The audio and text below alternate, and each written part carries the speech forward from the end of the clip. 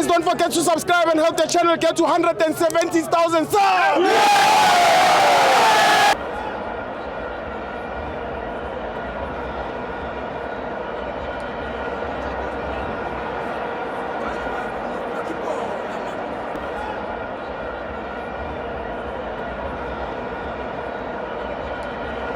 Welcome to my fans on TV. It's the Betway Premiership. Kaizer Chiefs 1, Stellenbosch 1. I'm joined by Umenier Wetiski. Don't So, Sibos. He never comes alone. Yeah, I'm not even here. I'm great. Okay, I guess first game for Uchizlet today. Yes.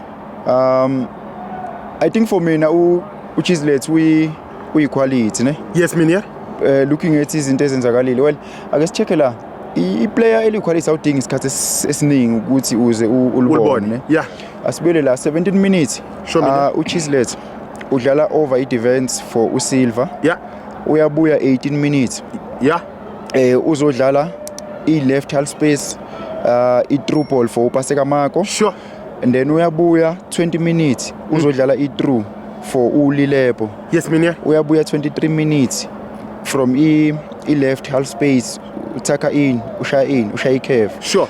30 minutes uyabuya uzodlala i-through for ubani for uDupreez. Yes, Minier. So lento ingenze nga-understand ukuthi yabona first half ngibalela ama-forward passes amangaki ayi-5 sure. abe dangerous. So lento ingenze nga-understand ukuthi why beqalise uChizlet base bemqalisa nalamajita lawa ayi-3 uDupreez uSilva as well as ubalo ngimkhohlwayo as well as uLilepo because bebefuna ukudlala behind i-defense yani yeStellenbosch befuna ukudlala ama-through balls. Yes, asibuyeleni lana ke asibuyele kuma okay asibuyele kulokhuzana asibuyele kulokhuzana asibuyele kwigoli leChiefs lokuqala i-offside. Yes.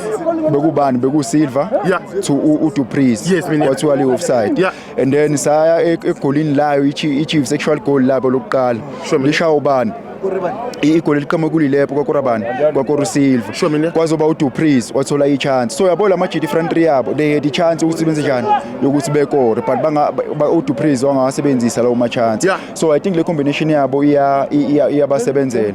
Well i-Chiefs nayo inawo ama-weaknesses ayo. I think iside labo laka left left back li-weakness angizi kuba mude kakhulu because kunezinto engisazoyishaya for idabu. For mina i-Chiefs kuningi kumele ikulungise because second half bapanisho umuntu oyi-1 i-inclusion kabani uPalace for iStellenbosch ibapanishile because uPalace ungena waba yilink i-Chiefs enze njani yastrugglisha. So ingakho igame izibuya ingazuthi iStellenbosch sikore igoli esingaki lesi-2. Ngicela ukuyibamba la ngingabi mude kakhulu for namhlanje asibonane kwidabi bafethu. Danko siyabonga. Thank you, Minier.